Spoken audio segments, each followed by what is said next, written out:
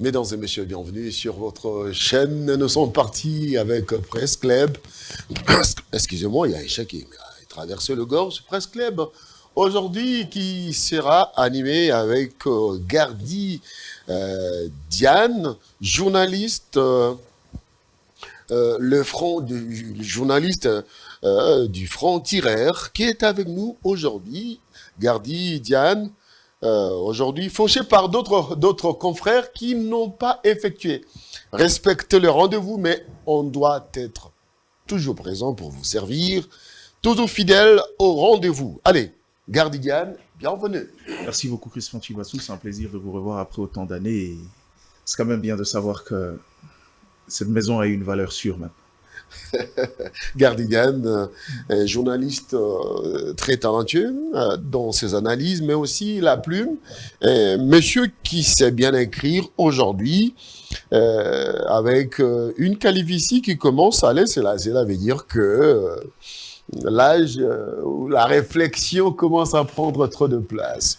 Eh bien, Gardigan, on va commencer cette émission avec notre premier dossier. Nous allons nous rendre au Parlement congolais où un député, nous avons cité Charles Naouej, avait fait une déclaration qui fait tabac sur la place publique en rapport avec la polygamie. Suivons d'abord et revient pour la suite. C'est parti.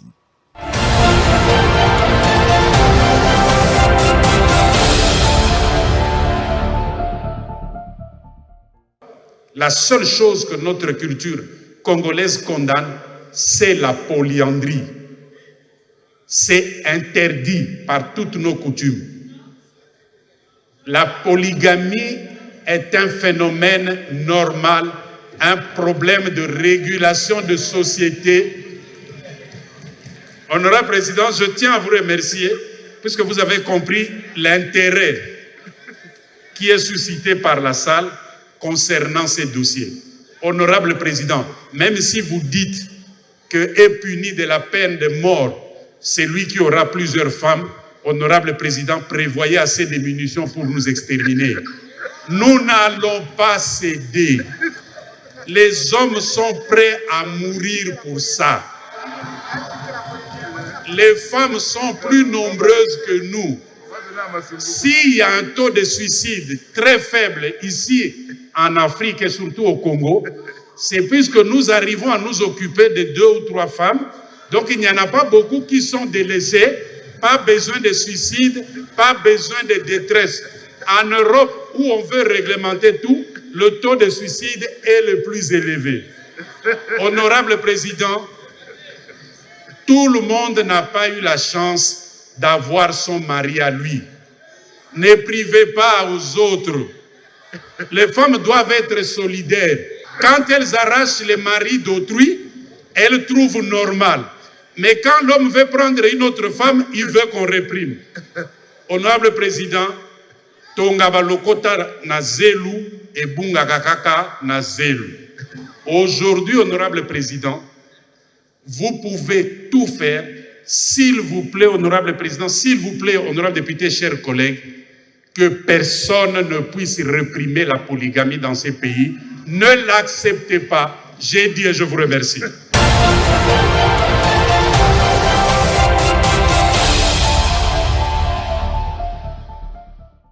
Gardi Diane, on vient de suivre cet élément du député national Charles Naouej. Eh bien, la polygamie ne doit pas être réprimée par la loi congolaise, c'est son point de vue, même si c'est puni, même si dans la loi prévoyait la peine de mort, eh bien, les hommes sont prêts à mourir pour la polygamie. Vous êtes parmi ceux-là?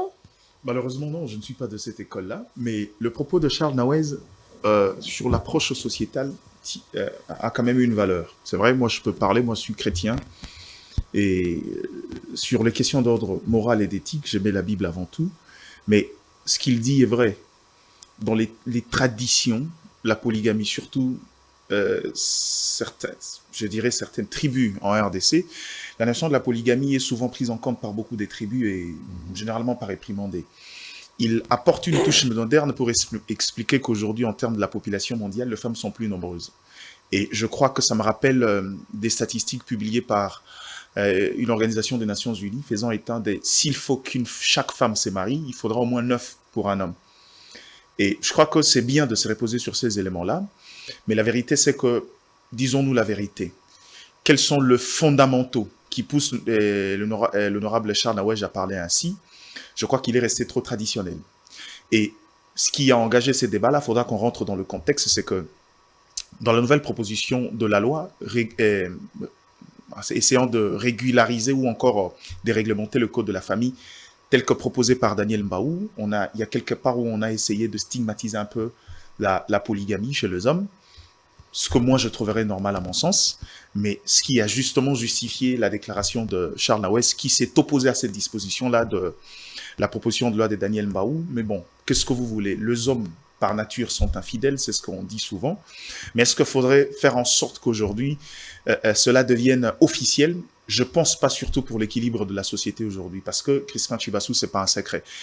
Le monde démocratique d'aujourd'hui est parti sur une notion de la parité entre hommes et femmes. Je suis de ceux qui estiment que c'est vrai, on peut parler de la parité, mais pas forcément dans les considérations prises de manière générale, parce que la femme ne sera jamais égale à l'homme.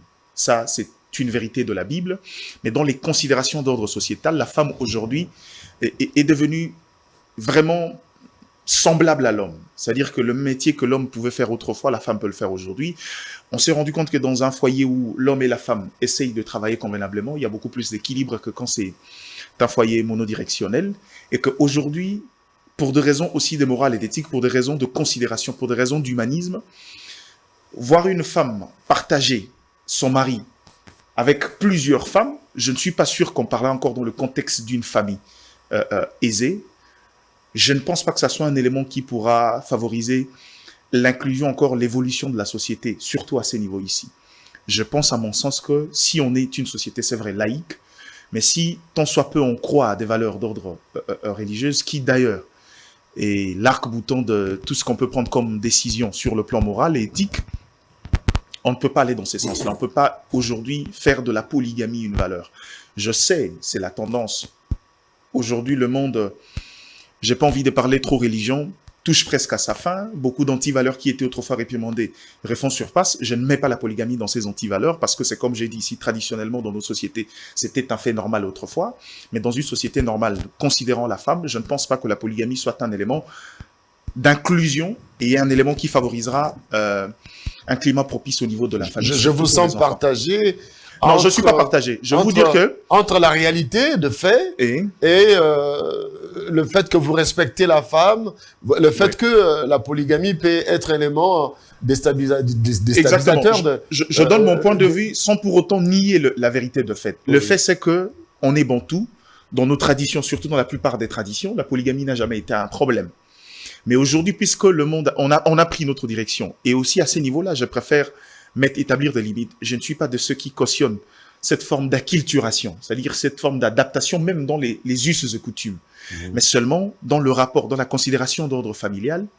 Même dans la Bible, Dieu parle, il n'était pas bon que l'homme soit seul, l'homme s'attachera à sa femme, pas à ses femmes. Mais quelqu'un te dira, excusez-moi, quelqu'un vous dira que l'homme selon le cœur de Dieu, c'est David qui avait aussi plusieurs femmes. Je connais des gens qui peuvent me le dire, le pasteur Kassambakana en sera le premier, certainement. Je crois que c'est une question de croyance, mais c'est comme je Salomon vous ai dit aussi. Était... Salomon, je vous dis ici, c'est vrai que ce sont deux hommes. Dans la leçon de David, ce que je voudrais dire aux gens, puisqu'on va parler, tout le monde, les gens qui nous suivent ne sont pas tous chrétiens, mais dans la leçon de David, c'est que Dieu voulait nous faire comprendre autre chose que ce que nous, on a retenu.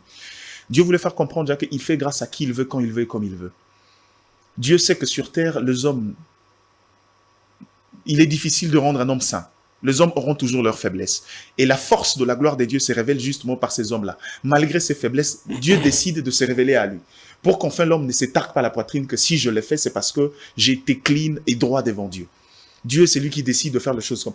C'est le côté sombre de David, c'est le côté sombre par propre preuve. C'est ce qui a occasionné sa chute. La plus grande faiblesse, même en tant qu'homme d'État, la plus grande faiblesse de David, c'était les femmes, et c'est ce qui a occasionné sa chute et beaucoup des difficultés qu'il a rencontrées dans son parcours. Donc, à ces niveaux-là, je crois que si on veut le côté religieux, moi, je reste chrétien. Je crois profondément en cette société qui est basée sur des valeurs et qui part de la religion. Non, on ne doit pas réglementer. On doit laisser on doit réglementer, mais on doit rester dans la norme. La norme, c'est quoi? C'est qu'une famille est composée, déjà. Si je dois prendre la considération juridique, c'est quoi la composition d'une famille? Une famille est composée d'un père, d'une mère et des enfants.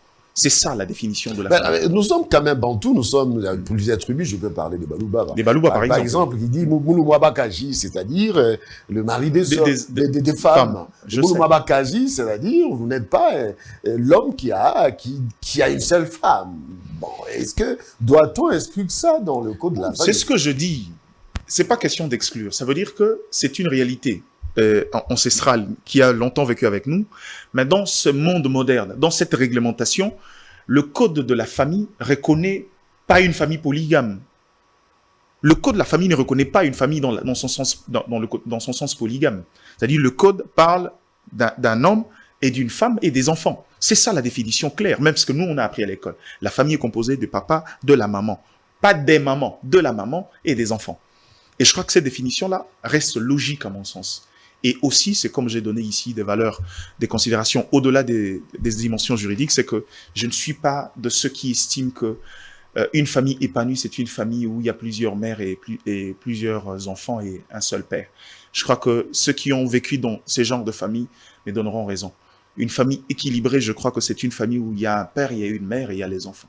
Cela ne dérange pas qu'on puisse voir les hommes se taper à plusieurs femmes quand même.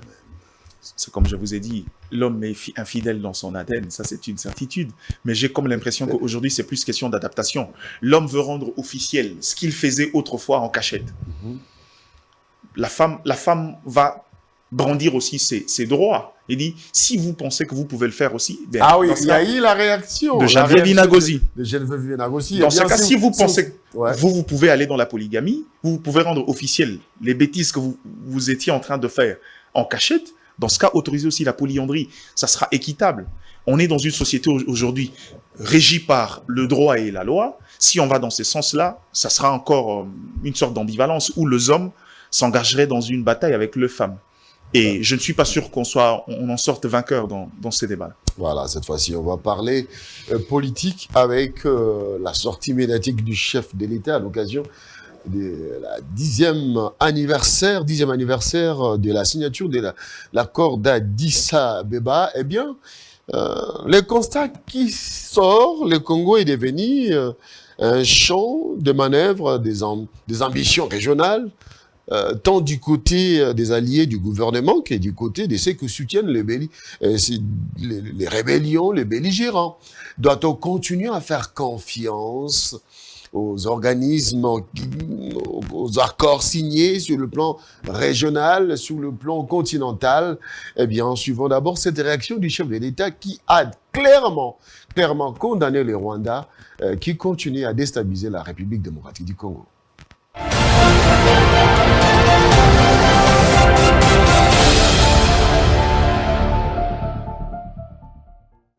À la lueur des objectifs consacrés par cet accord historique, d'aucuns auraient préféré que soit célébré ce jour avec faste les acquis de notre engagement collectif pour une région des Grands Lacs complètement pacifiée. Hélas, c'est avec une profonde amertume et une grande désolation que nous constatons, 10 années après l'entrée en vigueur de cet accord, la rupture de ce pacte collectif par un État signataire, j'ai cité la République du Rwanda, qui, sous couvert du mouvement terroriste du M23, pourtant défait, et qui l'a ressuscité, s'est donné la liberté d'agresser et d'envahir une partie de la province du Nord Kivu en République démocratique du Congo. Ainsi donc, l'évaluation de l'état de mise en œuvre de nos engagements respectifs dans le cadre de l'accord-cadre ne saurait être un exercice limité au seul pays de la région. Celui-ci devrait, sans nul doute, également requérir l'implication d'autres partenaires ainsi que celle des institutions garantes.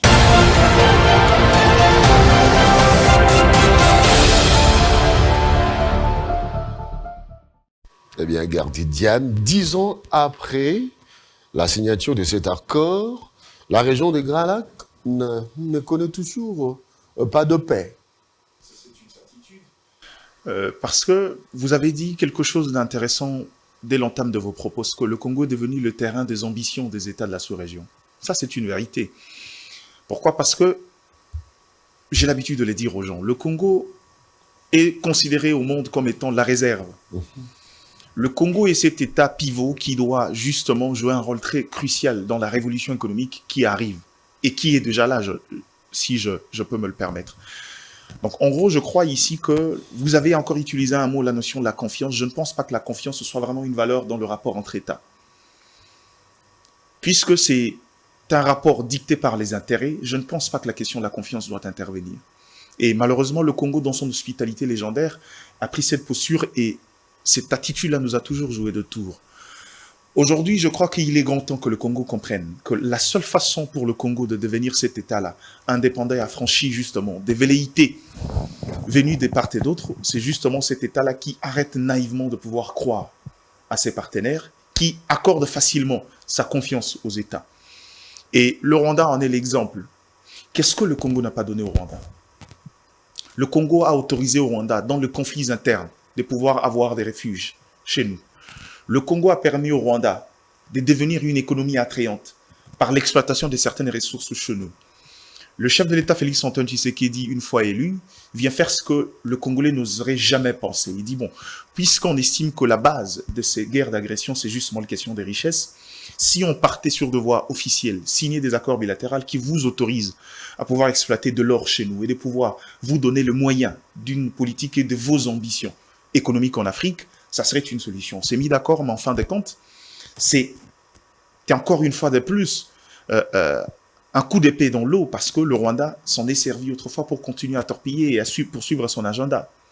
Parce qu'on est en face d'une situation qui nous impose trois réalités. La question de la guerre de l'Est, il y a d'abord la réalité, à mon niveau, deux enjeux géopolitiques qui tient lieu de questions économiques. Il y a des puissances qui exploitent ces minerais, qui aujourd'hui tient presque en haleine l'économie du digital, la production de téléphones et autres. Il y a ceux qui sont là pour des questions d'identité. Le Rwandais qui, n'étant pas reconnu sur leur propre sol par leurs propres frères, en crise d'identité, ont trouvé au Congo cette refuge-là et commencent à devenir avares et en vouloir un peu plus. Mais il y a aussi justement cette lutte acharnée vers la terre. Et je pense que la question de l'identité est étroitement liée à la terre parce que chez nous, la notion de l'appartenance est liée à une zone, à un espace géographique. Et qu'aujourd'hui, le Congo, voulant justement faire preuve de cette hospitalité, est victime de sa propre bonne foi. Ah, c'est ça d'ici, je crois que le constat du chef de l'État est clair. On parle de l'accord d'Addis Abeba, on nous a imposé un accord après qu'on ait mis fin à une guerre d'agression du M23. Je crois que vous êtes un acteur, je dirais, un témoin oculaire de l'histoire, à l'époque, 2013, quand, après que le Congo s'est rendant compte que finalement les conciliabules à gauche à droite ne résolvaient pas le problème, la RDC a pris sa responsabilité en main, est allée jusqu'au bout et a défait le M23. C'est alors qu'on nous sortira ici des hypothèses, on nous contraint à aller autour d'une table, on montre notre bonne foi, malgré que sur le plan militaire, on ait remporté une victoire importante, on accepte quand même d'aller autour d'une table pour négocier et en parler. Mais finalement, ce sont les mêmes accords qu'on vient nous brandir encore au visage pour justifier une guerre d'agression qui n'a pas lieu d'être. Quels sont le mobile, quels sont ces éléments que le M23 peuvent revendiquer de la part de la RDC en cet instant précis? Qu'est-ce que le Congo n'a pas fait? À la limite, on me dira, il y a ceux qui me diront, il y a quelques résolutions qui sont restées lettres mortes, mais sur le 100% des résolutions, si jusqu'à 90% les choses sont réalisées, vous estimez que vouloir tuer les populations civiles est une solution pour revendiquer le 10% restant des clauses telles que définies dans l'accord d'Addis Abeba? Alors, est-ce que doit-on aujourd'hui changer les donnes, changer la conception des choses? Le chef de l'État est parti participer, il a dénoncé aujourd'hui, 10 ans après, qu'il n'y a rien qui est fait pour la paix dans la sous-région. Doit-on continuer à nous plaindre ou il faut changer des caps? Parce que depuis des lustres, partant partant de 94 à ce jour, les Rwandais, ces jours de la République démocratique du Congo, nous avons vu le fait président, M. Laurent Désiré Kabila, s'est déplacé, aller à Lusaka, négocier avec le belligérant. On lui impose de négocier avec le rebelle, à l'époque MLC, RCD-KML, Roger Lumbala, Boussania Moussi et consorts, on se rappelle l'histoire. Mais à la fin, c'est quoi? En pleine discussion, en plein dialogue, eh bien, on arrive à assassiner un président de la République. Est-ce qu'on n'est pas en train de faire endormir les autorités congolaises avec des pourparlers qui ne font que tirer en longueur notre histoire dans le but de matérialiser la balkanisation de la République démocratique du Congo, parce que la sortie médiatique de Kagame l'a si bien dit clairement qu'il avait besoin de récupérer quelques terres, une portion des terres de la République démocratique du Congo. Doit-on continuer dans ces négociations qui semblent être des négociations des sourds? On n'entend que la voix de l'autre. On n'entend que la voix du Rwanda. Alors, est-ce qu'il ne faut pas qu'on change de donne, qu'on joue un peu à la manière des Centrafricains, ou s'est rapproché clairement de la Russie, du bloc russe, Chine, pour que nous puissions nous défendre? Merci pour la question. Je crois que s'il faut changer la donne, la première des choses qu'il faut changer, c'est que les Congolais s'en rendent peut-être pas compte, mais à l'heure où nous sommes, il nous faut une révolution. Si on a mené des révolutions qui nous ont conduits jusqu'à l'indépendance, je crois qu'il en faudra encore. Pourquoi? Parce que quand vous parlez de l'histoire, parce que le monde entier sait que le Congo a fait de la négociation, du dialogue, un instrument majeur de la gestion, de sa destinée. C'est pas mauvais, mais c'est devenu notre faiblesse, en fait. Quand vous parlez de est-ce qu'on nous endort pas, la vérité, oui. Parce que, regardez, dès lors qu'on s'est rendu compte que finalement, la dynamique qu'on a prise avec les États voisins ne marchait pas. On a décrété l'état de siège, rendant ainsi difficile la phase d'opérationnalisation de certaines dynamiques des pays voisins. Qu'avons-nous pas vu? À l'initiative du Rwanda et de certains États puissants. On va aux Nations Unies, la France nous impose un agenda des discussions avec le Rwanda, c'est-à-dire chaque jour, le chef de l'État reçoit des dignitaires venus de l'extérieur pour venir parler d'un seul sujet, venir nous contraindre, nous faire croire qu'aujourd'hui, jusqu'au point où même les Nations Unies jouent le second rôle.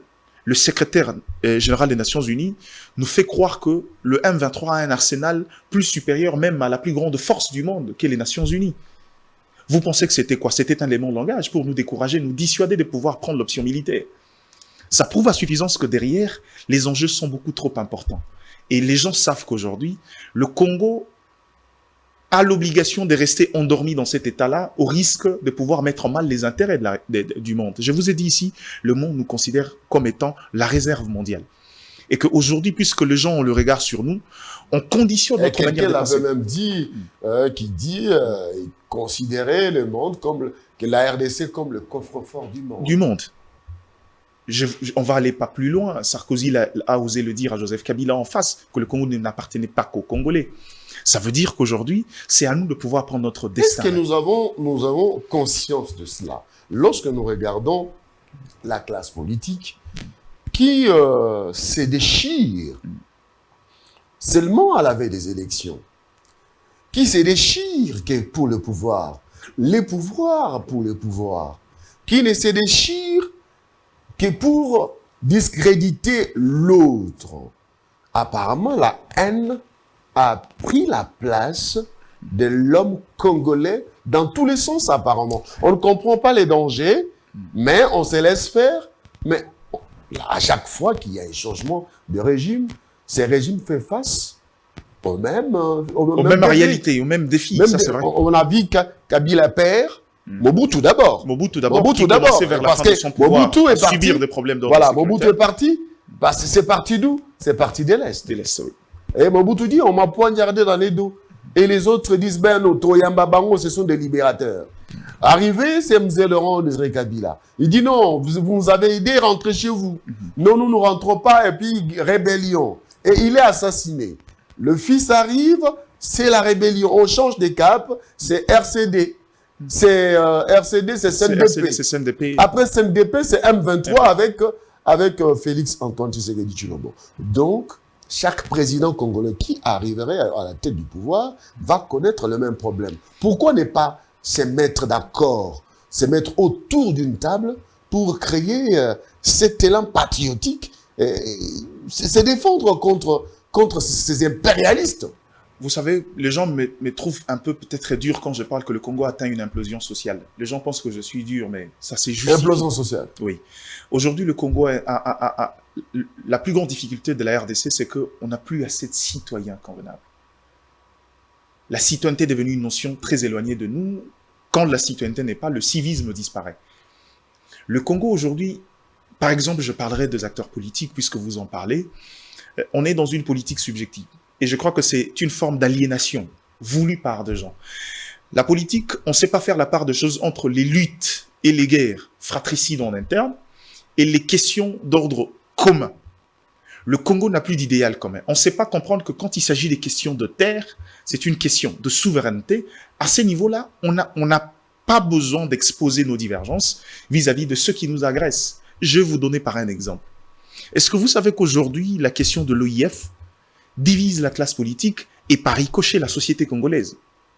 Alors que, quand la CENI décide d'écrire à l'OIF, qui a l'habitude de nous accompagner dans l'audit du fichier électoral, la CENI a un agenda bien calculé. Et quand on fait appel, on sait que c'est, vu l'expertise, vu la maîtrise de l'espace congolais, c'est des gens capables de pouvoir le faire dans un délai simple.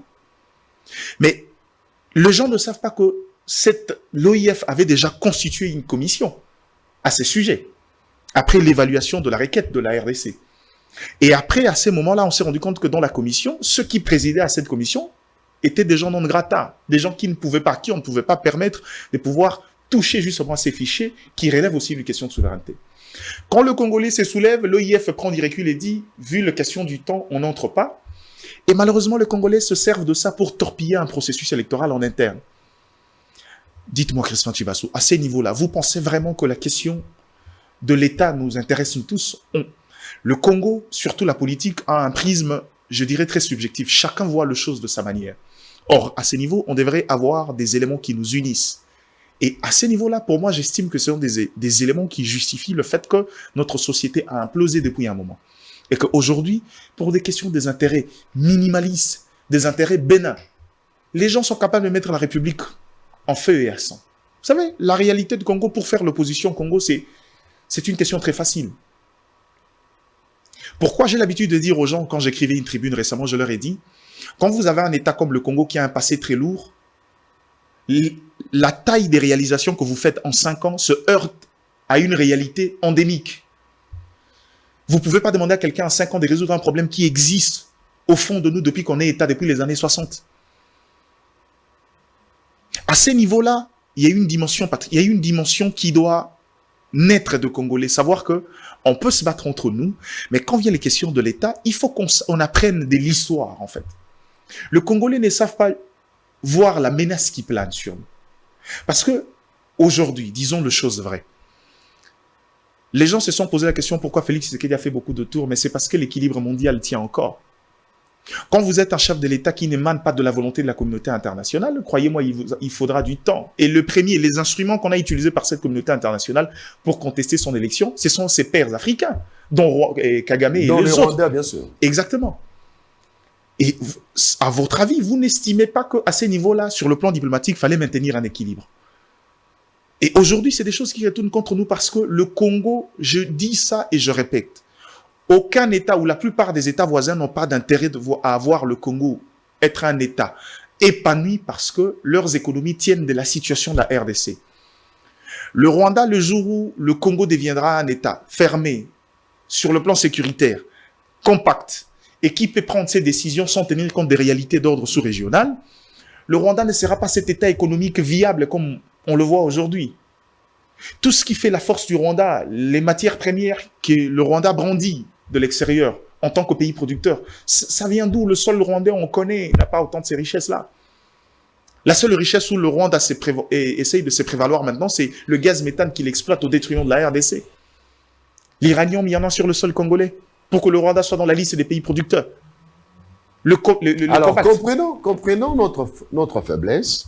Eh bien, le pays de la sous-région se disent, le Congo est devenu le champ de manœuvre des ambitions de chaque pays qui veut soutirer ce qu'il veut. Eh bien, on est faible. On est donc devenu faible à cause du manque de la cohésion nationale autour des questions majeures. Parce que nous sommes à la quête du pouvoir pour le pouvoir. Les sorties médiatiques, les marches. Bientôt là, nous allons n'est-ce pas, aujourd'hui, nous avons vu le gouverneur recevoir les acteurs majeurs de l'opposition pour demander la marche. Et malheureusement, ils n'ont pas organisé cette marche, mais ça sera organisé. Mais c'est pourquoi? C'est seulement pour le pouvoir. C'est seulement parce que nous sommes à la veille des élections. On n'a pas vu l'opposition s'élever pour dire non à Kagame. Tu ne peux pas te prononcer de telle manière contre la République démocratique du Congo en disant qu'il y a des terres qui appartiendraient au Rwanda. Parce que nous sommes candidats en 2023. Parce que nous devons remplacer celui qui est au pouvoir. Mais doit-on continuer avec cette façon de faire les choses quand nous risquons de disparaître? Parce que un pays, la République démocratique du Congo, n'existe que par la volonté des hommes. Et si les hommes se liguent contre nous et nous n'arrivons pas à comprendre le jeu, nous deviendrons un jour des apatrides, n'est-ce pas? Ça, c'est une vérité parce que quand vous parlez des opposants particulièrement, c'est vrai. La marche est une expression démocratique, on ne leur refuserait pas le droit de pouvoir le faire, surtout quand les thématiques touchent à la vie sociale de tout le jour. Mais cependant, le problème, c'est qu'on s'interroge sur la téléologie des actes, c'est-à-dire la finalité de chaque acte posé. Quand vous parlez, par exemple, de l'opposition, je vous dirais que dans le vrai, pourquoi la plupart ne se sont pas affichés ou tenus des discours à l'encontre de Kagame? Parce que la mentalité de l'opposition aujourd'hui, c'est que tout ce qui arrive est à mettre sur le compte et sur le dos. Moi, personnellement, je n'ai pas vu Moïse Katumbi s'est prononcé clairement contre Kagame, contre la guerre de l'Est, contre les déclarations. Vous citez seulement Katumbi, moi j'en connais beaucoup qui n'ont pas fait, hormis la déclaration de Matata que j'ai vue, qui, à mon sens, était aussi pas très poussée, je connais personne. Pourquoi? Parce que tout ce qui se passe, c'est une manière pour eux... On veut se faire parrainer. Non, pas seulement se faire parrainer, le problème c'est que pour eux, tout ce qui se passe, c'est à mettre sur la tête ou sur le camp de Félix Tshisekedi. Vouloir reconnaître de manière implicite aujourd'hui que le Rwanda nous agresse et que c'est une question de souveraineté, pour eux, c'est une manière de soutenir indirectement Félix Tshisekedi. Donc du coup... Mais hier, c'était la même chose avec Kabila. On disait la même chose Kabila. C'est pourquoi je vous ai dit, il faut qu'on apprenne de l'histoire. Et ça, la population doit s'en rendre compte. Avant, c'était, même quand il y a bavure policière, on disait que Kabila a tué quelqu'un. Mais était-ce vrai? Cette manière de voir les choses. C'est vrai qu'en tant que chef garant de bon fonctionnement des institutions, il a une responsabilité de tout ce qui peut arriver de l'ensemble des institutions. Mais est-ce vrai de faire ce genre d'accusation? Et malheureusement, c'est la même recette qu'on sert aujourd'hui à Félix Tshisekedi. Le grand problème, c'est qu'on a des problèmes en interne. J'aimerais aujourd'hui que dans le débat public, qu'on arrive à discuter des questions cruciales de la société congolaise. Par exemple, le problème endémique de la maîtrise de la politique monétaire, qui n'est pas du fait d'aujourd'hui. C'est-à-dire, si vous prenez dans une durée en dehors 12 ans, 15 ans, vous vous rendez compte que le taux de la monnaie n'est pas stable et il va crescendo en train de monter constamment. C'est un problème de politique interne, c'est un problème des structures, c'est un problème de management au niveau de la Banque centrale de la politique monétaire. Et ça, à ces niveaux-là, je crois que c'est des questions sur quoi le Congolais aimerait entendre. Savoir pourquoi, de 2008, le dollar continue à grimper et la valeur de la monnaie continue à baisser. Ça, ce sont des vraies questions sur quoi on devrait discuter. On devrait discuter aujourd'hui, bon, on a un problème de l'Est aujourd'hui. Ce qu'on redoutait avant, nos détracteurs ont fini par le mettre à la place publique et dire les vraies intentions parce que, faut dire vrai, on a quand même poussé Kagame jusqu'à ses derniers retranchements. Cet homme taiseux autrefois, quand il a retrouvé un peu un rapport de force à la RDC, il a fini par dire ses vraies intentions. Est-ce que le Rwandais réclamerait une partie de terre? Or, mais ça encore, s'il faut parler de l'histoire, je recommanderais à Paul Kagame de lire les ouvrages, hormis l'Holocauste que notre ami Charles Nana a écrit, qui lise l'histoire du Congo écrit par le prof Ndaïwel, Isidore Ndaïwel, il comprendra. Ou s'il ne veut pas lire Ndaïwel, qui lise les grands écrivains dans le monde, ou même notre notre ami Colette Brathman. Il ne le fera pas. Il est dans ses ambitions. On se comprend. Donc, en gros, ici, sur la question de l'opposition, je crois que il est possible aujourd'hui de changer le fusil d'épaule. Savoir faire la part des choses. Ne pas faire croire aux gens que tout ce qui se passe, il faut mettre sur le compte du chef de l'État. Parce que la République démocratique du Congo est au croisé de sa destinée. Ça me rappelle une histoire. À chaque fois qu'il y avait un problème, vous allez voir sur les réseaux sociaux, même si ça n'a rien à voir avec le chef de l'État, Kabila doit partir. Quelqu'un va répudier sa femme et que quelqu'un n'est pas d'accord, Kabila doit partir. Et je crois que cette mentalité-là est la mentalité de Kabila. Alors, quand on devient quand on devient président de la République en RDC, on est haï. Responsable de tout. On est responsable de tout. Même pour un conflit conjugal qui arrive à Selemba, où vous en êtes responsable. Ça, alors, c'est quoi? C'est dans notre ADN, dans le subconscient? C'est pas dans notre ADN. C'est comme on dit, c'est une orientation communicationnelle qu'on a pris. C'est-à-dire, dans le travail de la communication, la nature a horreur du vide. On s'est retrouvé avec une population qui à peine apprenait les cultures démocratiques, notamment les élections et autres. Or, les opposants, je vous dirais vrai, il y a une phase de l'histoire où la communication politique est devenue très agressive et a changé. J'ai oublié l'année, mais je crois que c'est avant les élections de 2018. Le contact entre l'opposition congolaise et les mouvements citoyens de l'extérieur, notamment Y en a marre et autres. Ces gens leur ont donné quelques techniques de pression aux opposants qui, malheureusement, ils utilisent abusivement, comme tout le Congolais, on est toujours dans l'abus, en fait. On se rappelle de l'histoire de l'île de Gorée. Et exactement. La question ici, c'est quoi? Les techniques de pression qui vous apprend à diaboliser, en fait. C'est-à-dire que c'est une technique qui vous permet de pouvoir discréditer votre adversaire en si peu de temps. On a fait croire, c'était une stratégie à la base, mais qui est devenue une culture. Parce que ici, on a fait abstraction de tout ce qui est responsabilité des autres institutions.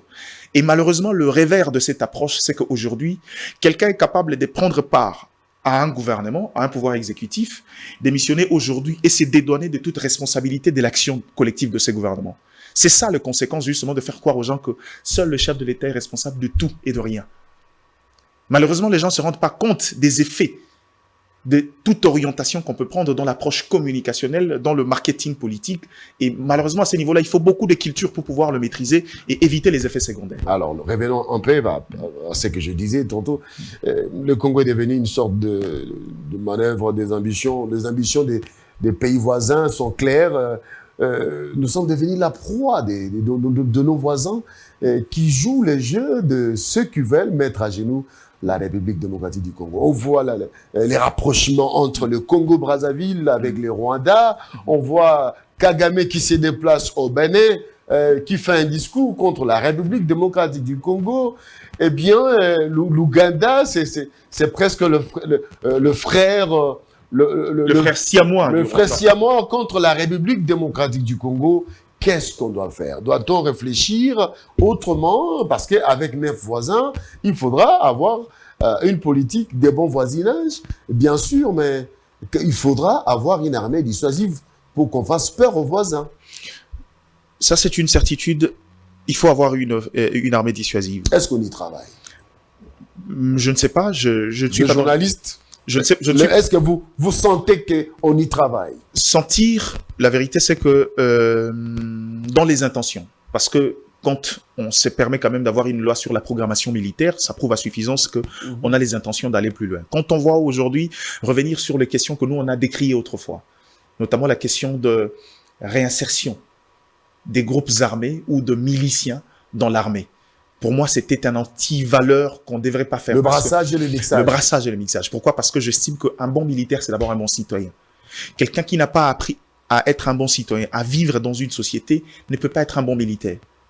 Quand quelqu'un est né dans la brousse, il ne sait parler que le langage des armes, c'est quelqu'un-là, vous ne pouvez pas le mettre dans l'armée pour venir défendre les intérêts communs d'un État. Il ne comprend pas ce que c'est la notion de l'État, il ne comprend pas ce que c'est la notion de la société, il ne comprend pas ce que c'est une nation. Je crois que un bon militaire, c'est celui qui est réinséré sociétalement, qui a appris à vivre, qui a appris la sympathie, qui a appris le civisme, qui a appris le savoir-vivre avec le gens. C'est celui-là qui devient. Ce n'est pas un plan machiavélique de ceux qui veulent mettre à genoux la RDC et de nous imposer le mixage, le brassage, sachant que ceux qui arrivent ne sont pas du tout congolais. Et on voit les défections de généraux, des officiers qui quittent le FARDC pour rejoindre le M23. Je voulais en arriver, ça veut dire que, est-ce que c'est un choix? Je ne sais pas, mais je crois que c'est devenu presque un mode opératoire, utilisé. Parce que depuis 2 années, la communauté internationale, le président Macron, il n'y jure que sur ça. Et quand vous suivez le secrétaire général de l'ONU, nous acceptons, nous soutenons. Nous soutenons le processus de Luanda, mais nous allons négocier. Pendant qu'on négocie, pendant ce temps, le M23 a toujours fait quelque chose. Après les accords, c'est d'autres territoires qui tombent, c'est des massacres de population. On se rappelle des Kichiché. Exactement. Le problème, c'est que, c'est vrai, je vous ai dit ici dès l'entame, le Congo est au cœur des enjeux mondiaux. Le Congo est un État voulu dans cet État par des puissances. Apparemment, on n'a pas cette appréhension. Si. Excusez-moi, mais même ceux qui sont ceux qui ont une portion des responsabilités, la plupart ne se rendent pas compte de cela, que nous sommes au cœur des enjeux mondiaux. Et je veux vous le concéder, j'ai aussi l'impression que beaucoup ne s'en rendent pas compte. Et ce qui fait qu'aujourd'hui, on a fini par établir une culture. On nous a fait passer pour des gens qui s'estiment faibles. Si le Congo était un homme, je dirais c'est un être humain qui manque cruellement de confiance en soi. Le Congo est un État vaste avec autant de puissance capable de faire mal. Mais la seule façon de pouvoir éviter à un éléphant de pouvoir se relever, c'est de lui faire croire que c'est fatal pour lui. Aujourd'hui, le Congo a fait de la négociation une culture. Et quand on va négocier, la plupart des temps, on négocie en position de faiblesse. Je vous ai parlé ici de l'accord, ce fameux accord d'Addis Abeba. Comment on va aller négocier alors qu'on a remporté la bataille militaire? Et c'est là où je dis ici, je vais vous exposer mon point de vue. Je crois qu'ici, il ne faudra pas qu'on condamne beaucoup trop les autres États de l'Afrique. Le rapport entre États est un rapport, je l'ai dit ici, dicté par les intérêts. Quels sont les intérêts directs des États africains vis-à-vis du Congo qui est un État catalyseur? Le Congo est considéré comme étant cette réserve mondiale sur le plan sol et sous-sol, mais le Congo, en tant qu'État, n'a pas encore défini une bonne politique extérieure, question de rendre les autres, de faire adhérer les autres à sa cause. Vous savez, les États-Unis ont consolidé leur notoriété par cette approche. Loin de l'esprit impérialiste d'aller dominer les gens, mais c'est des gens qui se sont mis dans la posture des hommes forts, capables de résoudre les problèmes des autres, capables de partager et faire en sorte que le jour où les États-Unis prennent une position dans le monde, sans qu'il y ait forcément une action de lobbying derrière, il y a des États qui vont se reconnaître dans ces discours et s'aligner derrière les États-Unis. Le Congo doit arriver à un moment de pouvoir prendre sa place dans le concert des nations. Ça passe par quoi aujourd'hui? Les gens qui torpillent l'intégrité de la RDC, c'est des gens qui viennent pour des intérêts disparates et viennent pour les questions d'ordre économique.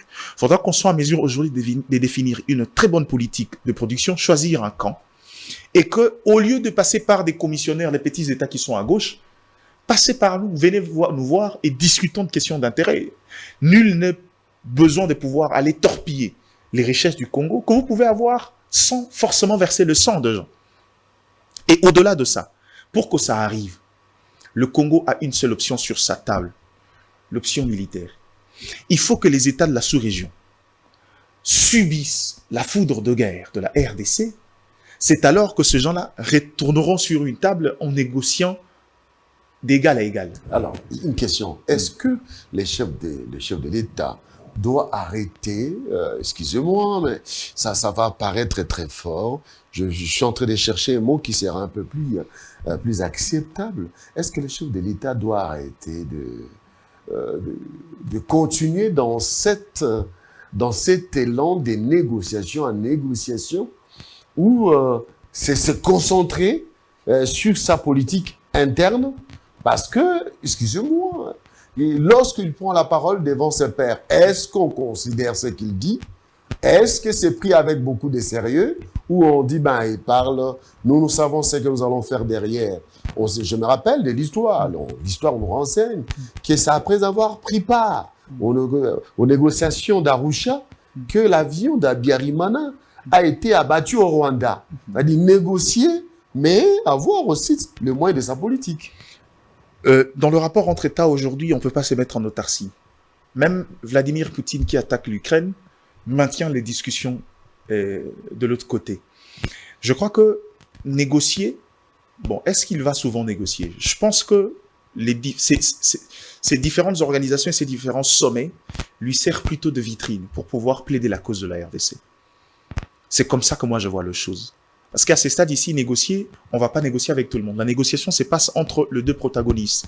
Aujourd'hui, s'il faut négocier, avec qui il faut négocier? Je vous ai dit ici. Le chef dénonce. Il est tenté de dénoncer. Non seulement dénoncer, mais négocier avec ceux qui tirent le ficelle. Le vrai tireur de ficelle, l'État congolais, je le dis encore, je persiste, ne doit pas négocier avec le M23. Parce que ce ne sont que deux hommes de main tenus par des gens. La RDC, à ces niveaux, n'a même plus d'intérêt de négocier avec le Rwanda. Parce que le Rwanda aussi semble tenir un agenda lui dicté par de puissance. S'il y a négociation aujourd'hui, la RDC doit négocier avec ceux qui tirent de ficelle. Je peux citer des États sans crainte d'être contredits. Les Nations Unies qui fait semblant d'être derrière nous ne le sont pas. Mais Diane, pourquoi ne pas aller directement jouer à la manière de Malien, choisir son camp au lieu de faire la courbette? Non, vous savez, il est plus facile de dire choisir son camp. Je sais qu'aujourd'hui, il y a plusieurs blocs qui se dégagent et le Congolais aujourd'hui pense que parce que le bloc occidental semble ne pas marcher, on peut se retourner vers le bloc soviétique, notamment la Russie et autres. Mais il ne faudra pas oublier, le Congo n'est pas le Mali. Le Congo n'a pas les mêmes enjeux sur le plan international que le Mali. On ne pèse pas le même poids sur la balance. Le degré de considération ou encore de regard que le monde a sur le Congo est différent. Alors pour cela, nous sommes obligés de rester dans notre... Non, nous ne sommes pas obligés. Pourquoi? Dans notre autarcie. Je ne sens pas qu'il y a eu une obligation avec l'intention de pouvoir rester. Parce que c'est une chose de pouvoir agir de manière épidermique, mais quand on est un homme d'État, on agit avec parcimonie. Je ne pense pas qu'aujourd'hui, on peut de manière brutale prendre la décision de dire, écoutez, désormais les accords bilatéraux avec tout le bloc occidental, on arrête et on va décider d'aller vers la Russie. C'est un processus qui doit se construire progressivement. Pourquoi? Parce que, je vous donne un exemple, même maintenant, je ne suis pas de ceux qui estiment que le chef de l'État devrait officiellement tenir son langage dur. Je comprends, quand tu vis une situation telle qu'elle est maintenant, je comprends le chef de l'État. Mais allez, au mois de juin, s'il n'y a pas de résultat, on va mettre dehors les forces de l'EAC. Je pense qu'à ces niveaux-là, sur le plan stratégique, ça peut nous jouer de tours. Pourquoi? Parce que si cette force-là a décidé de partir, est-ce que vous savez que cette force-là, dans ce contexte-là, peut devenir un problème pour nous? Puisqu'on reproche à cette force-là de faire clopin-clopin avec le M23, s'il faut le faire partir, ça doit être stratégique. Faire en sorte de pouvoir être en mesure d'occuper très rapidement les zones à leur départ. Pas attendre la force de la SADC qui semble être une piste qu'on veut choisir.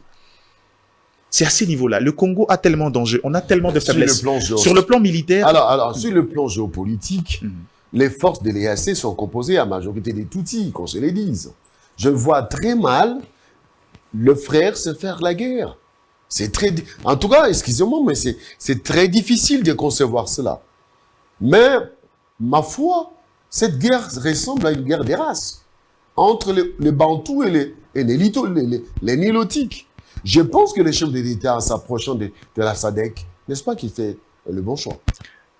Vous venez d'utiliser une phrase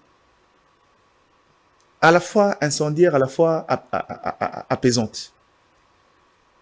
Ce que vous venez de dire, c'est, je crois que la phase suivante de la guerre de l'Est. On a tenté l'approche, une guerre fratricide entre Congolais. Ça n'a pas marché, on n'a pas réussi à disséquer. On a tenté une question de gouvernance, c'est-à-dire l'État congolais n'est pas en mesure de sécuriser sa population de là, ça n'a pas marché. Cette fois-ci, on veut opposer des races. Et pourquoi opposer des races? Dès lors qu'on arrive au niveau de l'opposition de races, on active les instruments de droit international. On va conférer de manière implicite le caractère apatride à une population qui, cette fois-là, aura le droit de nous réclamer des terres avec la bénédiction de la communauté internationale et activer l'article 270 de notre constitution qui est très dangereuse, où le Congo peut décider de céder une partie de ses terres. Ça, c'est un schéma. Et nous, on a tout intérêt à ne pas arriver à ces niveaux-là.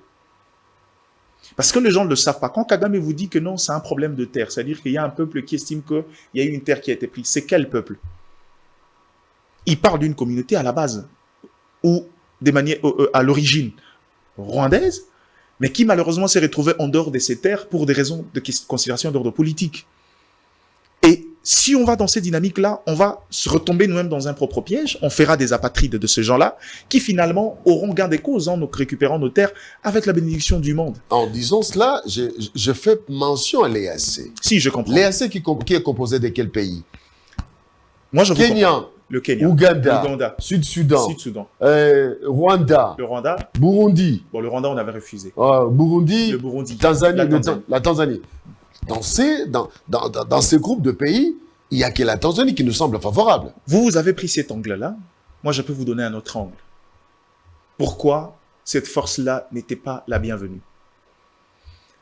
Cette force-là n'a aucune expérience. De guerre. Des guerres. Il n'y en a pas. L'EAC, à la base, est une organisation sur le plan l'approche économique. Je sais que dans les questions d'inclusion économique dans une sous-région, on ne peut pas réfléchir sans tenir compte des questions d'ordre sécuritaire. Mais est-ce que c'est des sorts? Ont-ils l'expérience et l'expertise pour pouvoir régler des problèmes qui durent depuis des décennies? Comment on va vouloir venir régler un problème? J'ai dit ça aux gens. N'attendez pas de cette force une mission offensive parce que vous ne pouvez pas demander, c'est ce que Albert Einstein a dit un jour, il ne faut pas compter sur ceux qui ont créé le problème pour pouvoir le résoudre. Vous n'allez pas demander à des gens qui, d'une manière ou d'une autre, chacun a une histoire avec cette guerre de l'Est, de venir résoudre ce qu'eux ont créé. Dans une guerre entre la RDC et le Rwanda, l'Ouganda ne sera jamais pour nous. Ça, c'est une vérité de fait. Mais lorsque le Burundi aussi. Mais lorsque le Rwanda, avec le M23 comme supplétif, s'accommode, abandonne les territoires entre les mains de forces armées ougandaises. N'est-ce pas que c'est comme si on jouait là avec le feu. Ça veut dire que on crée des zones où la force de l'EAC récupère les zones du main du M23, mais on refuse la présence des forces loyalistes. Est-ce que c'est normal? Pendant une certaine période. Sur le plan négociation, ils ont des alibis du genre, puisqu'il y a des exigences. Est-ce que ce n'est pas là la création d'une zone tampon? Oui, mais la zone tampon est écrite noir sur blanc sur ces accords-là. C'était ça l'initiative, créer des zones tampons. Ça veut dire qu'on maintient les deux protagonistes à l'écart, on occupe une zone qui autrefois était censée être occupée par le rebelle, les temps de finir les négociations. À mon humble avis, cette dimension constitue encore une sorte de pression pour nous. Dès lors qu'on sait qu'on a des espaces de notre sol qui sont gérés par des forces entre guillemets neutres et que nous, en tant qu'État, on n'a pas le droit d'administrer là-bas, c'est une manière aussi tacite de nous contraindre à aller négocier. Parce que, qu'est-ce qui arriverait si jamais on arrive à ne pas... Aller négocier quoi?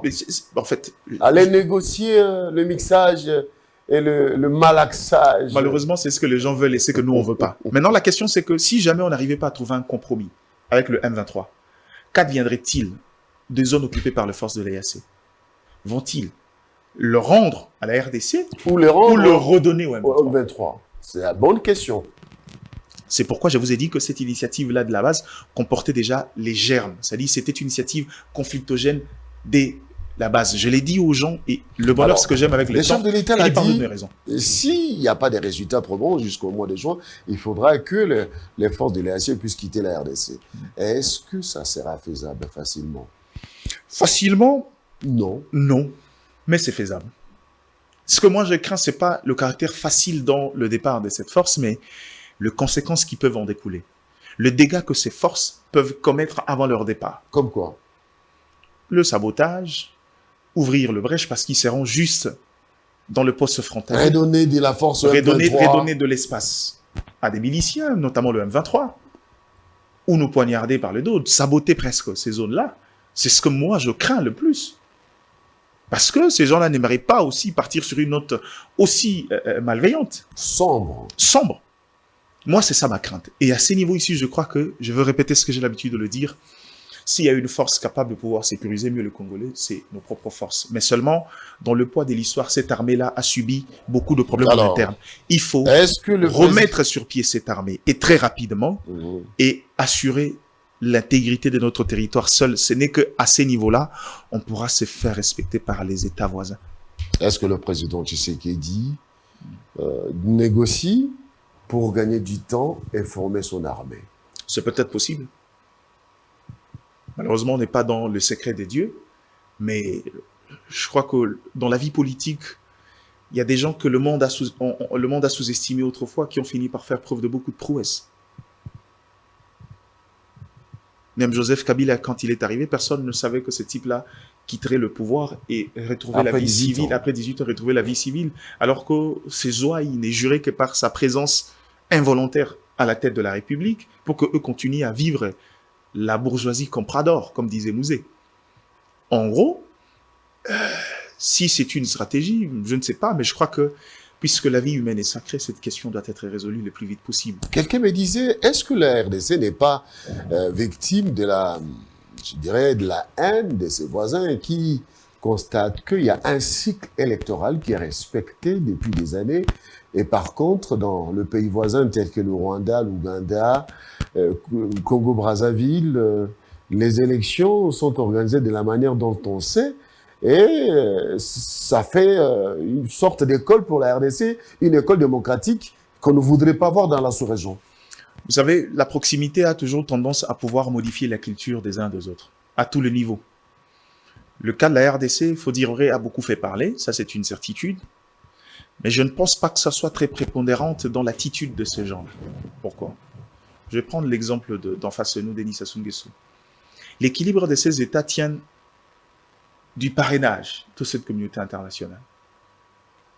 Tant que la France retrouve ses intérêts au Congo-Brazzaville et qu'ils ont leur homme à la tête, tant pis, le reste, c'est pas leur problème. Les notions de démocratie qu'on vient nous donner ici à la con, excusez-moi, on est sur un plateau de télé. Oh, je sais votre patriotisme. Allez-y. Ils ne le donneront pas là-bas. Chez nous, on est capable d'embraser la République quand il s'agit d'une interprétation d'ordre constitutionnel qui n'arrange pas cette communauté, capable de mobiliser les instruments diplomatiques, notamment le média, pour nous lyncher sur le plan médiatique. Est-ce que les Congolais ne se sont pas rendus compte de ces deux poids des mesures? C'est pour dire aussi qu'à ces niveaux-là, le Congo ne représente pas la même chose que les autres États voisins. Les enjeux au Congo sont bien loin plus grands que les enjeux qui peuvent survenir dans d'autres États. Le regard du monde sur le Congo est différent des autres regards. Aujourd'hui, la France, dans son parrainage avec la France et avec le Rwanda, la France veut laver l'affront de l'histoire. Avec l'opération turquoise, la France s'est retrouvée. Le Rwanda a fait un effort de mettre la France devant ses responsabilités et devant l'histoire. Comme ils aiment pas se salir le main, ils sont en train de se racheter. La France se rachète pour le ZAFRE et son implication dans le génocide et tout ce qui est arrivé au Rwanda. Du coup, ça passe par beaucoup de choses. On soutient la candidature du Rwanda dans le concert des nations, notamment le IEF. On ne peut pas comprendre que la plus grande nation francophone soit la RDC, mais que quand vient les questions de candidature, vous tamisez ou vous filtrez presque pour donner la présidence au Rwanda. Je sais que c'est une présidence tournante, oui. Et la France pèserait dans la balance pour le rapprochement entre le Congo-Brazzaville et le Rwanda? Forcément, parce que le Congo-Brazzaville est une, j'ai envie de dire, une colonie de la France. C'est la poursuite de la zone CFA. C'est logique. S'ils veulent aller dans la théorie d'encerclement, c'est peut-être possible, parce que le Congo d'aujourd'hui semble sortir la tête bien. Est-ce que c'est qui nous arrive dans le plateau de Batéké avec des tueries et qu'on ne connaissait pas, ne doit pas ouvrir l'œil et les bords quand on sait que le Rwanda a acheté des terres en face au Congo-Brazza?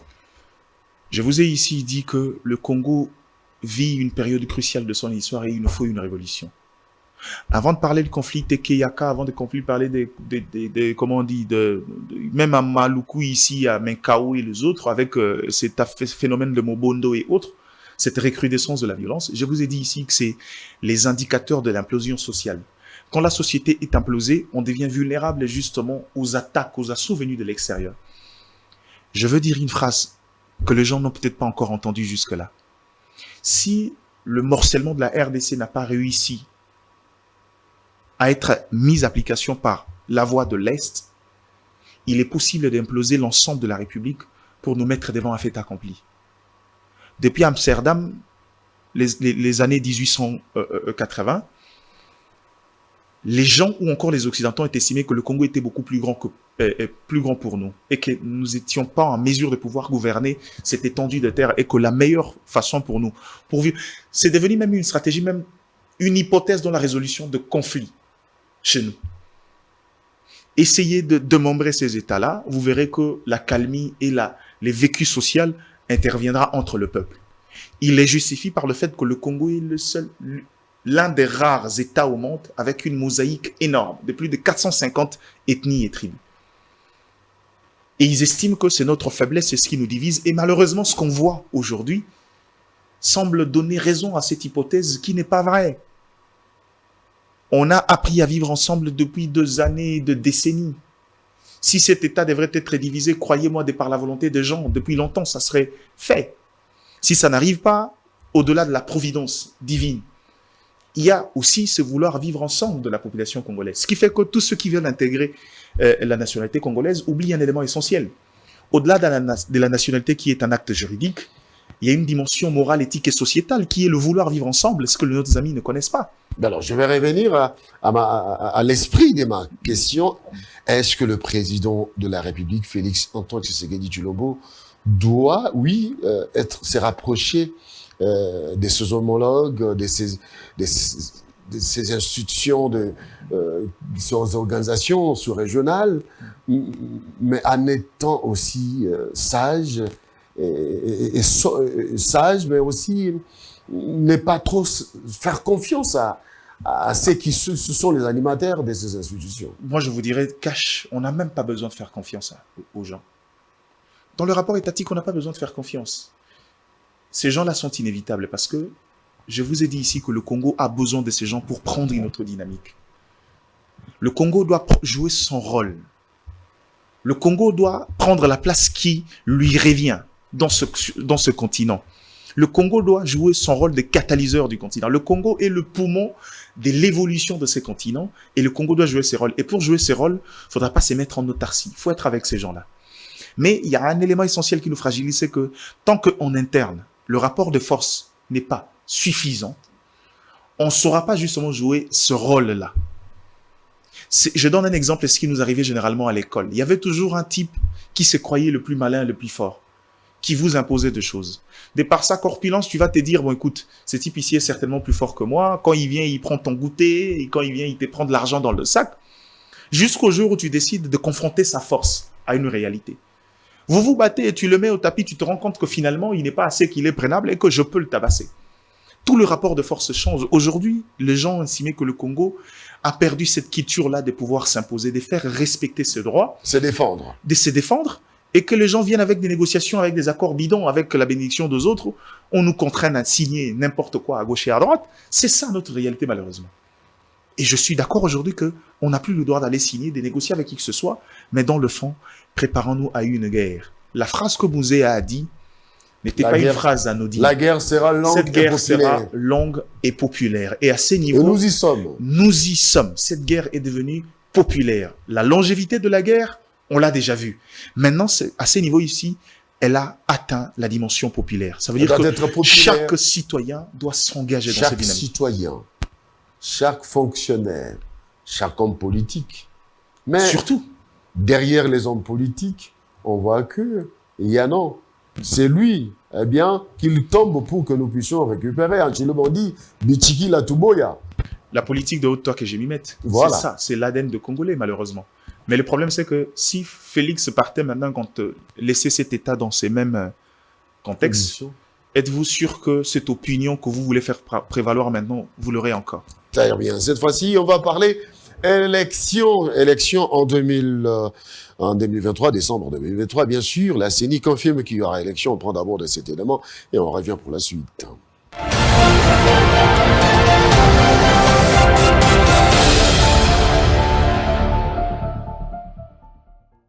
Mesdames et messieurs, conformément au calendrier du processus électoral 2022-2027, relatif aux élections présidentielles, législatives, provinciales, municipales et locales, rendu public le 26 novembre 2022, la CENI rappelle quelques étapes calendaires à court terme suivantes. Du 16 mai au 20 mai 2023, audit externe du fichier électoral. Le 21 mai 2023, publication des statistiques des électeurs par circonscription électorale.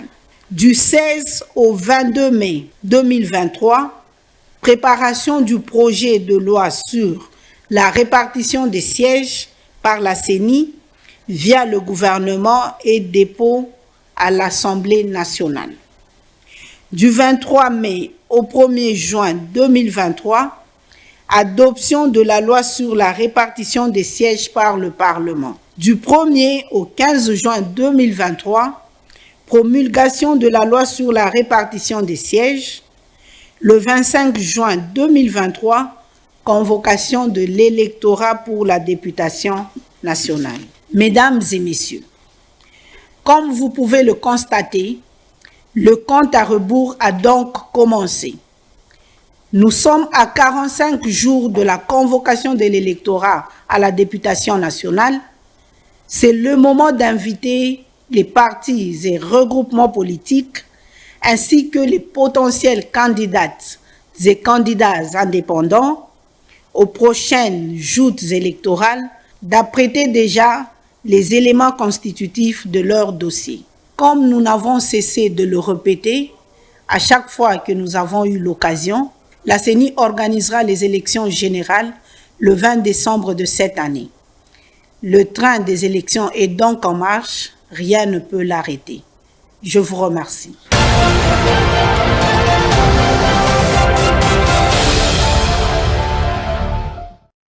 Eh bien, le train des élections est en marche et rien ne peut l'arrêter. Le compte à rebours a déjà commencé, Gradidiane. Eh bien, il faudra déjà se préparer pour les élections au mois de décembre. On pensait qu'on aura un glissement, un dialogue, on s'était déjà habitué. Voir un gouvernement d'union nationale, Félix Tshisekedi dit non. Je pense que, encore une fois de plus, ça c'est une question de culture. Les hommes politiques disent une chose et son contraire à la fois. Ces élections, il faut dire vrai, ont commencé timidement. Nous, on était de ceux qui estimaient que bon, il ne faudra pas qualifier les infractions avant les actes. Il faut dire quand même vrai, c'est que Denis Kadima fait preuve de beaucoup d'écoute et de sensibilité dans les revendications, mais aussi les plaintes lui déposées.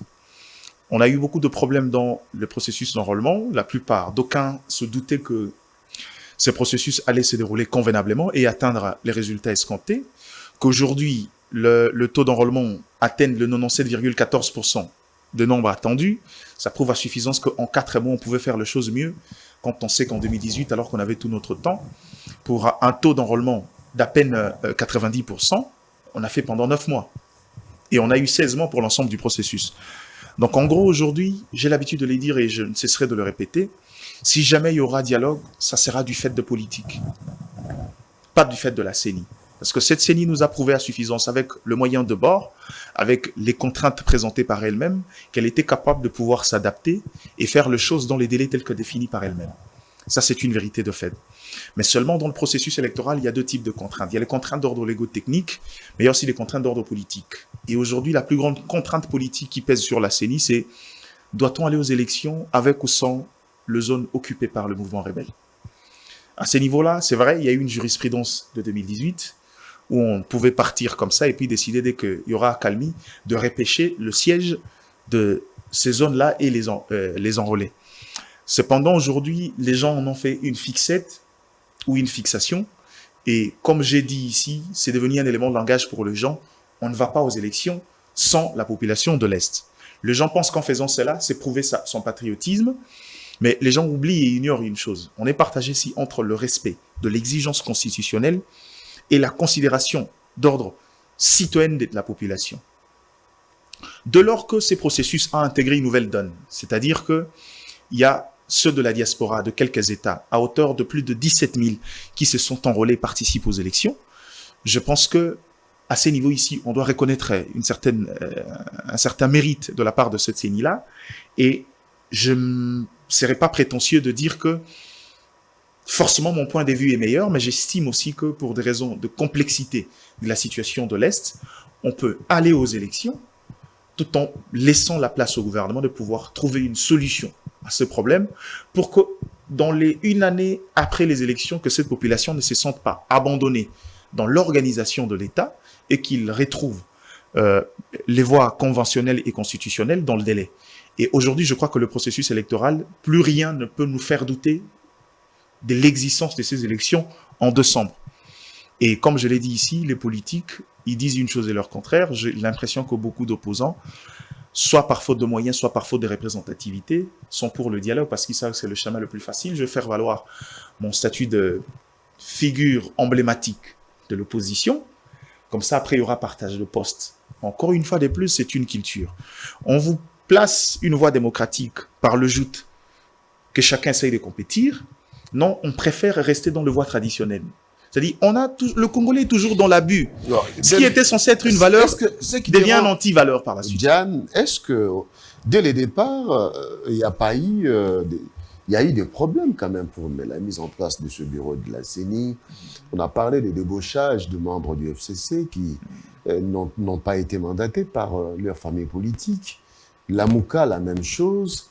Est-ce que ce n'est pas là où les politiques risquent de trouver raison pour négocier, dialoguer, revoir les bureaux de la CENI? Je vais vous dire une vérité, à ce niveau-là, c'est un problème d'organisation interne des formations politiques. Comment ça? Est-ce que quelqu'un peut contester le caractère péperdien de Didi Manara? Lorsqu'il est révoqué des... Non, mais d'accord. Quand est-ce qu'il est révoqué? Il est révoqué dès lors qu'il accède au poste de rapporteur. Ça me rappelle l'histoire des Birindo avec Tshisekedi.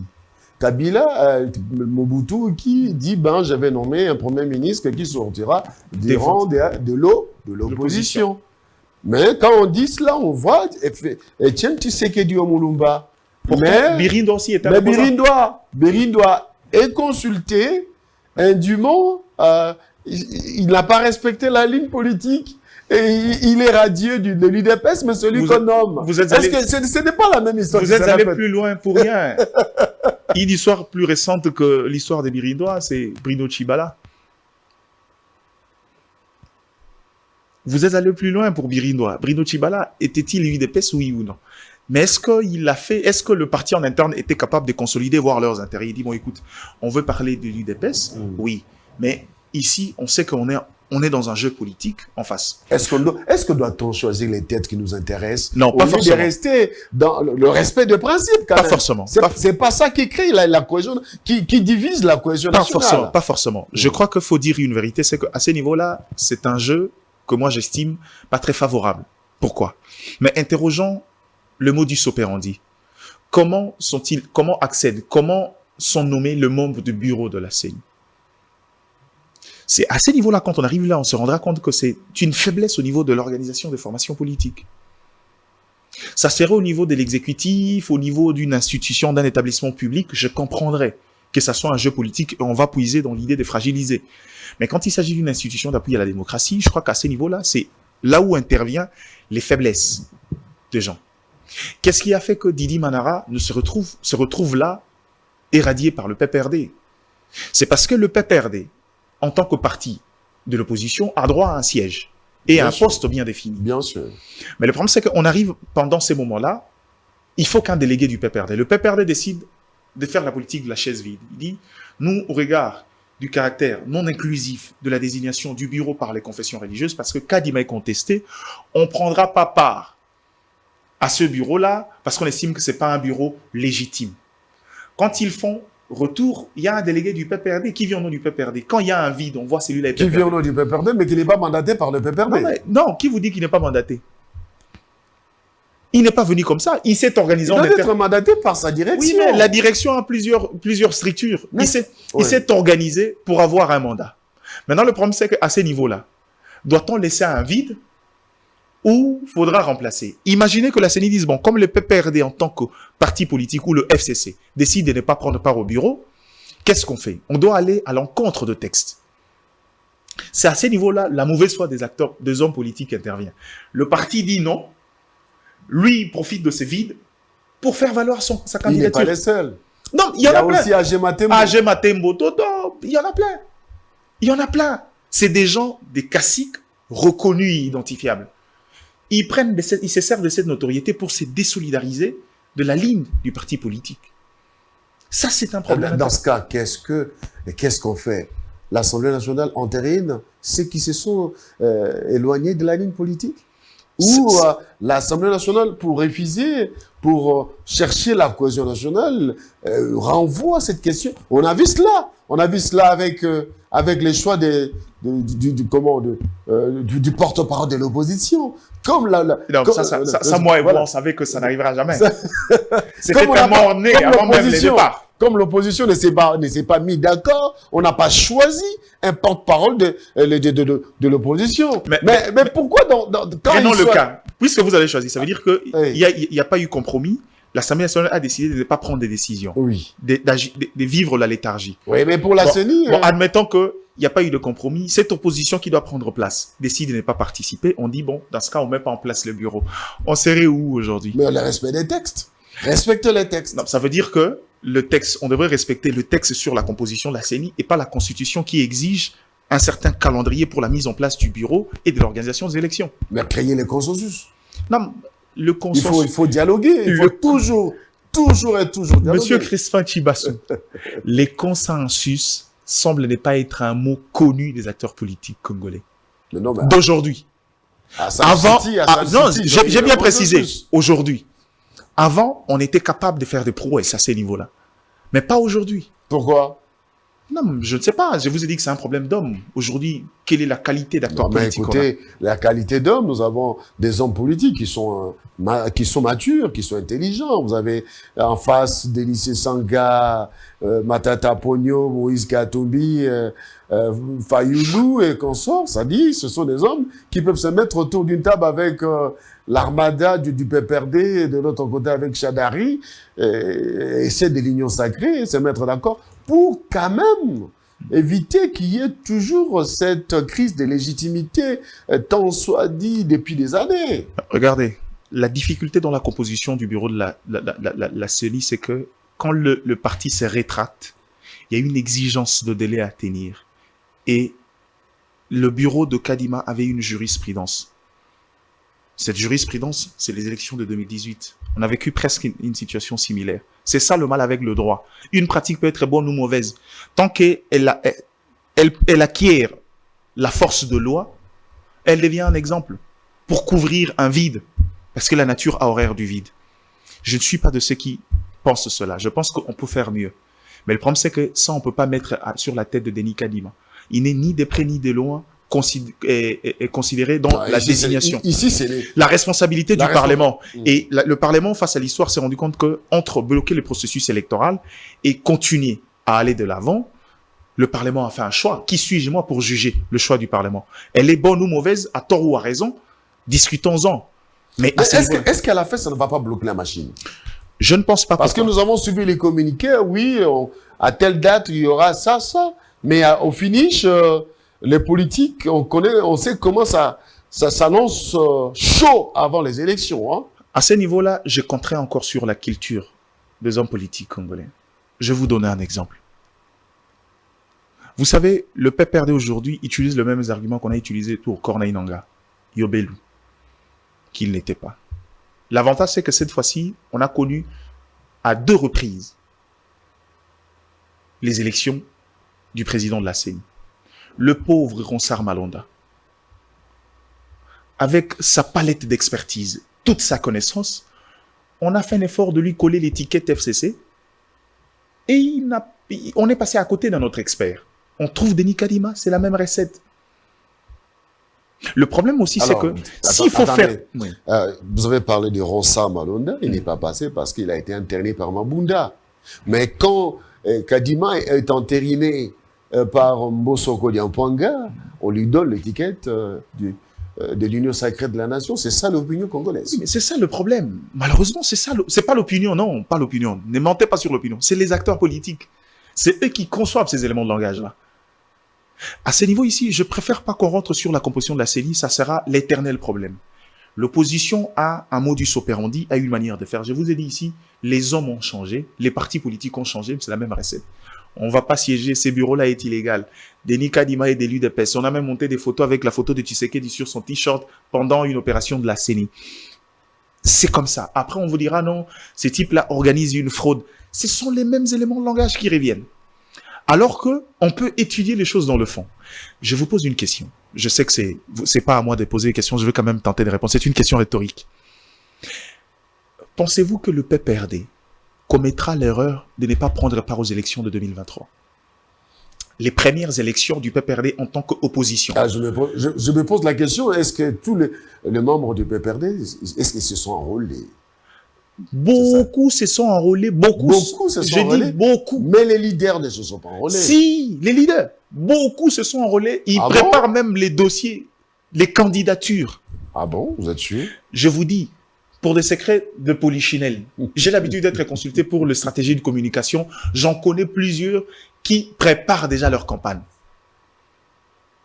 Mais le PPRD en tant que formation politique, qui est né dans la majorité, c'est un premier test secondaire nature. Quand vous avez quitté le pouvoir tout en étant sali au niveau de l'opinion et qu'on pense que vous n'avez pas encore la même mise sur l'électorat, pensez-vous que le PPRD commettra la grossière erreur de son histoire, ne pas prendre part à ces élections? Ça sera une mort certaine. Ça peut être question de se référer à la santé.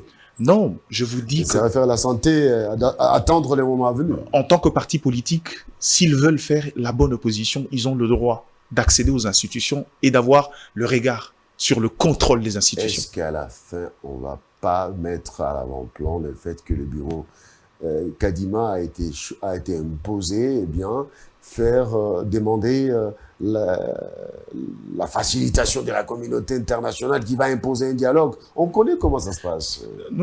Heureusement, vous connaissez comment ça se passe. Ça veut dire que c'est la même recette. Ces arguments-là, on mettra sur tapis. Mais le problème, c'est que c'est comme je vous ai dit ici. La plus grande peur, ce sont les contraintes d'ordre politique. Il ne faudra pas que le politique nous amène sur ces terrains-là.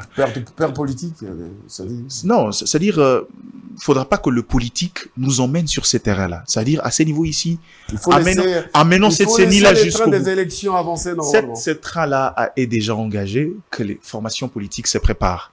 Je pense que quand on est dans l'opposition, l'idée de pouvoir créer un caractère hétérogène dans le bureau, avec la présence des différentes formations politiques, c'est pour des besoins de contrôle. Très bien, Vouloir le quitter, c'est ne pas comprendre la mission que vous avez. On va terminer cette émission avec le gouverneur de la ville-province de Kinshasa, Gentilin Gobi Mbaka, qui était en réunion avec l'opposition. Eh bien, la marche du 13 n'a pas eu lieu, malgré la présence du bloc de Lubumbashi. Moïse Katumbi était à Kanluka, mobilisant, mais la marche n'a pas eu lieu. On a une opposition qui est compréhensive. Hein. Bon, je crois qu'il faut dire une chose, c'est autant logique. Et c'est ce que je souhaitais de la part des opposants. Quand on a une opposition de la trempe de Matata Mponyo, bon, une opposition bourgeoise apparemment. Hein. Oui, un peu, capable d'apporter beaucoup de réflexion. Moïse Katumbi, c'est vraiment un politique hardcore, oui. Quand on a un délit, c'est sans capable de réfléchir. Je pense que ça ne sert à rien de pouvoir engager un bras de fer si l'objectif est d'éprouver à la face du monde et à cette majorité qu'on a encore la mainmise sur l'opinion publique. Parce que, les gens ne le savent peut-être pas, mais c'est une stratégie. On va vers les élections.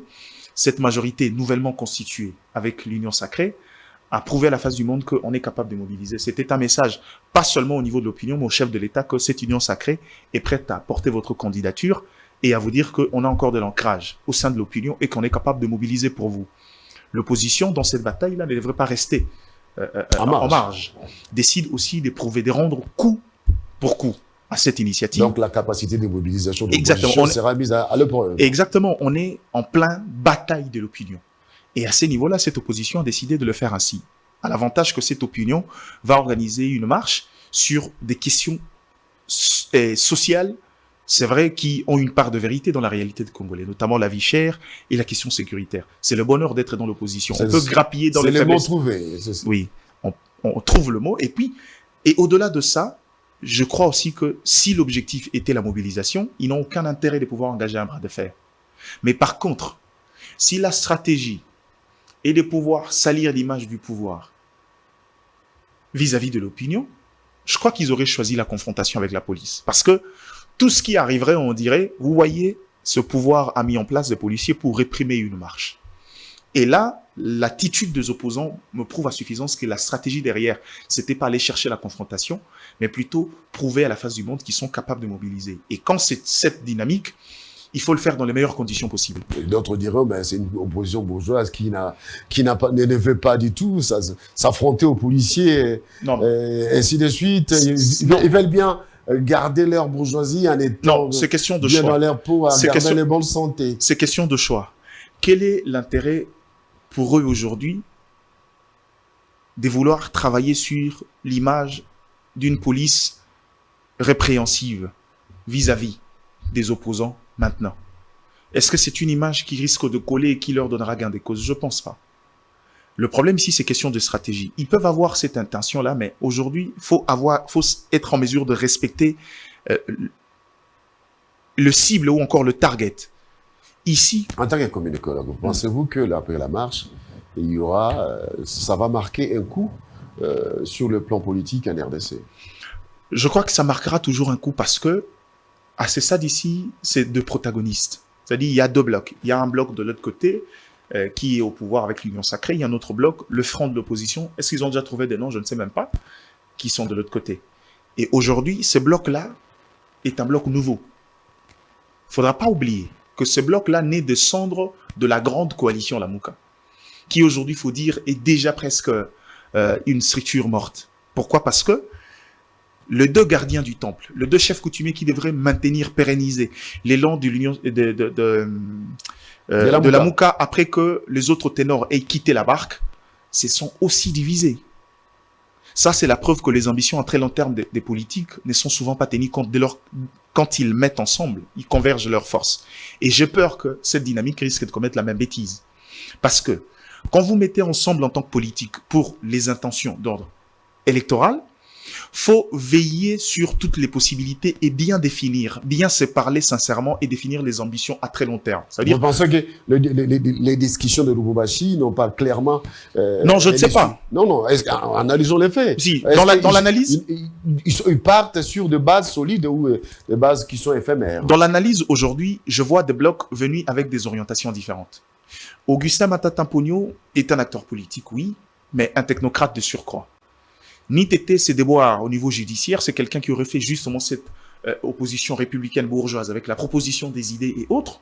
Aujourd'hui, il a en face de lui une réalité qui le contraint à prendre l'option politique et politicienne.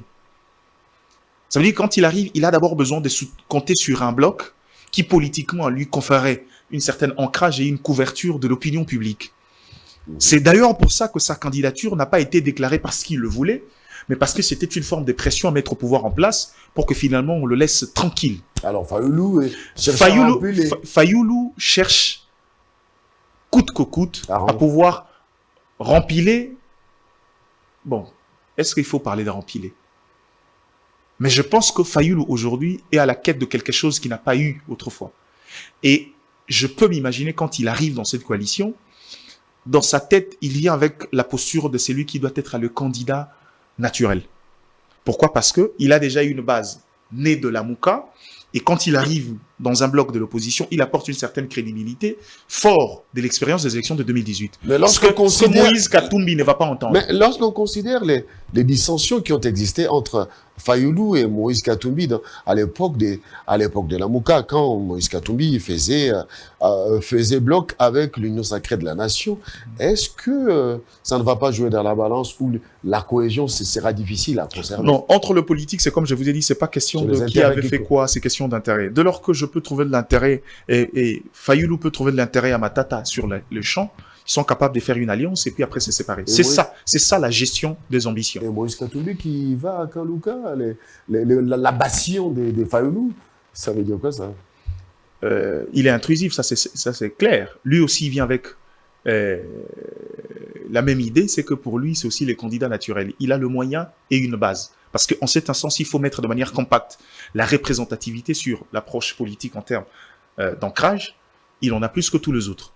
L'intelligentsia, c'est... L'intelligentsia, c'est Sanga, c'est Matata. C'est Sanga par l'intelligence. Ancrage, il n'en a pas. Notoriété, il en a, mais pas au niveau de la présidence de la République pour l'instant. Matata Pogno, oui, de l'intelligence aussi, mais beaucoup plus technocrate. La politique, j'ai l'impression que c'est ses premiers pas, en fait. en tant que politicien. Et tu vois, c'est un mélange, oui, dans le vrai sens du mot. S'ils définissent convenablement les ambitions à très long terme, c'est un bloc qui peut faire de bonnes choses. Merci. Mais malheureusement, je crains que, tenant compte des ambitions des uns des autres, d'abord de un, je vois mal Fayulu se plier pour laisser la candidature de Katumbi, et je vois mal Katumbi se plier pour laisser Ça la sera candidature difficile. Merci beaucoup, Gardi Diane, d'avoir accepté d'être avec nous. Nous avons été fauchés par nos amis, hein, nous avons cité leur nom. On attendait Pius Romain Roland, qui nous avait confirmé qu'il n'est pas venu, mais aussi Fierté Dinanga, qui n'a pas... Celui-là, il a fui. Il a fui. Si tu l'avais dit que je serais sur le plateau, il a essayé de fuir. Il a Fierté Dinanga qui n'a pas fait signe de vie. Merci beaucoup à Gardi et merci à vous d'avoir suivi cette émission. Et nous souhaitons que le Congo ne soit pas devenu une sorte de manœuvre pour que le pays voisin puisse avoir des ambitions et de pouvoir toujours soutenir nos richesses, être à la base être à la quête d'autres pays. Nous devons jouer notre rôle, avoir une armée dissuasive qui va réellement permettre à ce que la République démocratique du Congo puisse retrouver sa place dans le concert des nations. Entre États, il n'y a pas d'amitié, il n'y a que d'intérêt. Et pour défendre nos intérêts, il faut une armée forte. Alors, nous demandons, avec beaucoup d'insistance à tous les Congolais qui ont n'est-ce pas, répondu à l'appel du chef de l'État et ceux qui voudront bien répondre à l'appel du chef de l'État de pouvoir s'enrôler dans l'armée pour défendre la République démocratique du Congo. Parce que sans la RDC, nous devenons des apatrides, général, colonel, capitaine. Il ne faut pas être officier homme d'affaires? Non. Il faudra être un officier qui travaille pour sauver l'unité nationale, défendre l'intégrité territoriale de la République démocratique du Congo. À bas les généraux, les militaires affairistes. Merci beaucoup d'avoir suivi ce programme. À bientôt.